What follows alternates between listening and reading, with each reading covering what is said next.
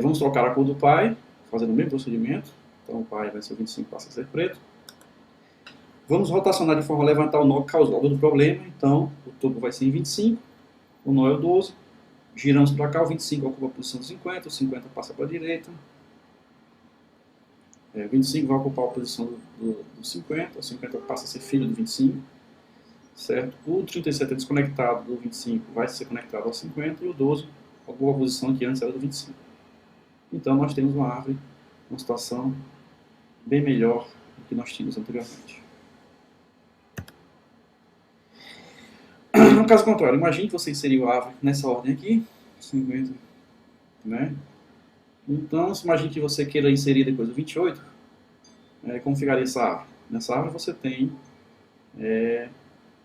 dois vermelhos em sequência, e o vermelho aqui é um neto de dentro. E aqui vale aquela mesma regra, são duas truques de cores e duas rotações. A primeira rotação, primeira coisa, trocar a cor do avô, 50, né, obviamente. Segunda, trocar a cor do próprio nó, dessa vez não é do pai, é do próprio nó. Terceiro, girar o topo no pai à esquerda de forma a levantar o filho, o 37 vem para cá e o 25 desce, certo? Nós temos aqui uma nova configuração. E finalmente girar à direita, levantando o neto que é 37. O 37 passa a raiz, o 50 passa para a direita, e aí nós temos uma árvore perfeitamente balanceada. Então, usando a mesma regra que nós tínhamos para a inserção. Após a inserção, nós usamos antes da inserção de novos elementos. Agora, nessa árvore perfeitamente balanceada, nós podemos perfeitamente inserir outros elementos, 28, por exemplo. Não é o nosso objetivo esgotar o assunto. Lembre-se que esse curso é apenas um curso introdutório. Você pode ter mais informações na literatura. Né? A deleção é complexa, mas pode ser subdividida em duas ou três etapas ou mais etapas. Você tente fazer isso aí, ou pode consultar a literatura especializada no assunto. A busca, a seleção e a inserção são todas em ordem de log 2 de n, ou seja, melhor do que uma lista ligada, melhor do que ordem de n. E ela, segundo alguns autores, é mais eficiente do que as árvores AVL. Essas árvores AVL são um tipo de árvore que faz um balanceamento a partir da medida dos comprimentos dos ramos. No caso haja uma diferença superior a de um ramo em relação ao outro, são feitas rotações para balancear novamente a árvore. Esse nome AVL vem de Adelson, Velsky e Lantz, que são os criadores do termo árvore. Nós não vamos tratar aqui dessas árvores, mas em cursos de estrutura de dados vocês poderão entrar em detalhes a respeito do mecanismo de funcionamento dessas árvores. Vamos só dar uma olhada nesse código rapidamente e você fica com uma tarefa sua, verificar se tudo que a gente discutiu aqui é implementado corretamente, se as rotações tanto à esquerda ou à direita, ou os flips estão implementados corretamente nesse código. Esse código ele define duas classes. A primeira classe é a classe Red Black Tree, ou árvore vermelho preta. A segunda classe, que nós podemos ver, nó visitado, né, o nó visitador, como poderíamos dizer assim, nó visitado, né? E além dessas duas classes, uma função, né? Você pode misturar classe e funções, uma função chamada, né, que simplesmente imprime o nó visitado. Né? Então, vamos dar uma olhada aqui na classe Red Black Tree, né, que é a nossa classe que incrementa a nossa árvore. Ela começa inicialmente definindo as variáveis red e as variáveis black. Ela define inicialmente as variáveis red e black como sendo os valores 0 e 1. É isso que acontece aqui quando colocamos range 2, ele vai gerar os valores 0 e 1. Então 0 vai ser red e 1 vai ser black. E algumas funções auxiliares. A função copy, vocês podem ver aqui, que simplesmente recebe um nó e copia para o nó atual da árvore.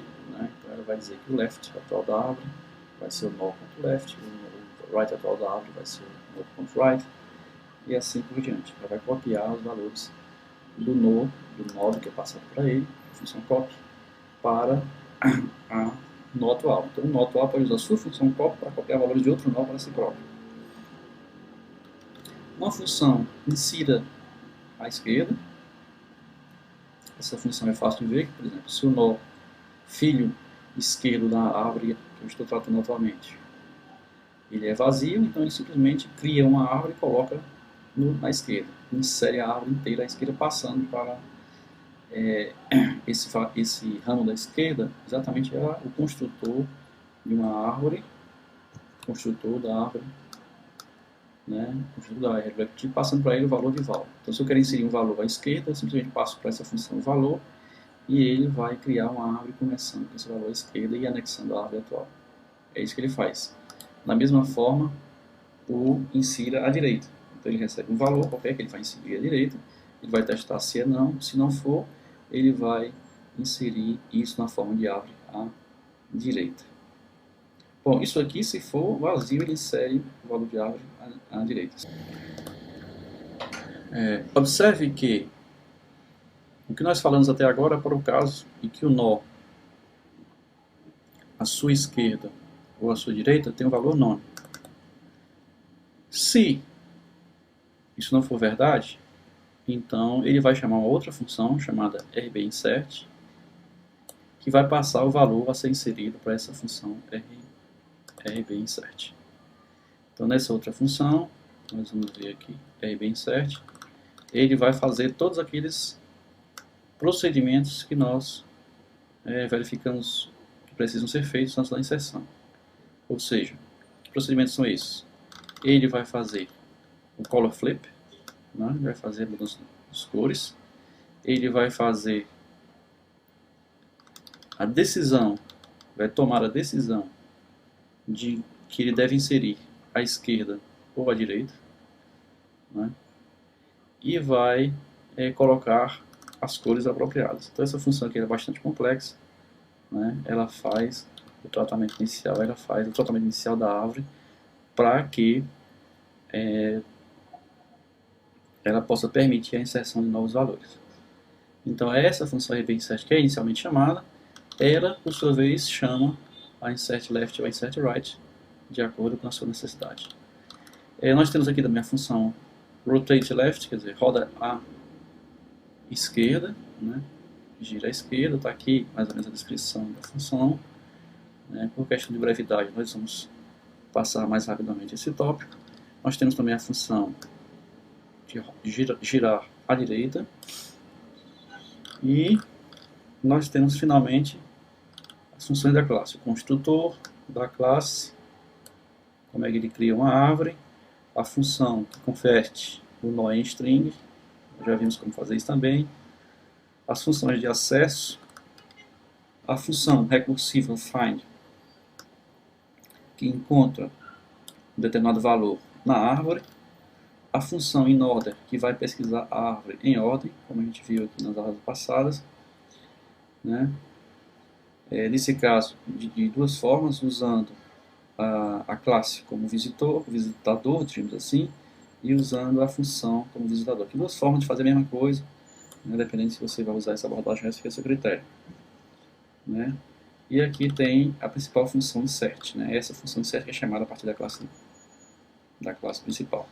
Aqui nós temos algumas propriedades particulares desse programa em Python, que é o uso dos duplo underscore no começo dos programas, é uma forma de tornar os métodos privados, uma forma de fazer com que os métodos só possam ser chamados dentro das funções do próprio programa do Python, ou da própria classe, digamos assim.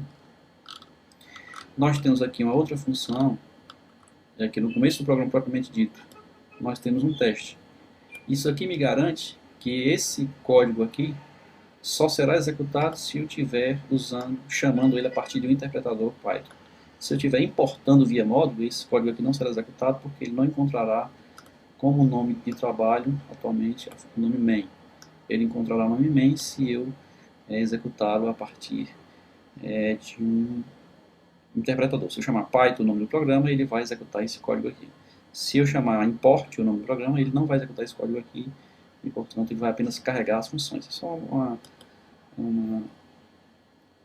de uso corrente por programadores Python. Isso não altera em nada a nossa programação, nós estamos sempre utilizando interpretadores, nós podemos apagar essa linha do programa aqui que não vai alterar em nada o nosso programa.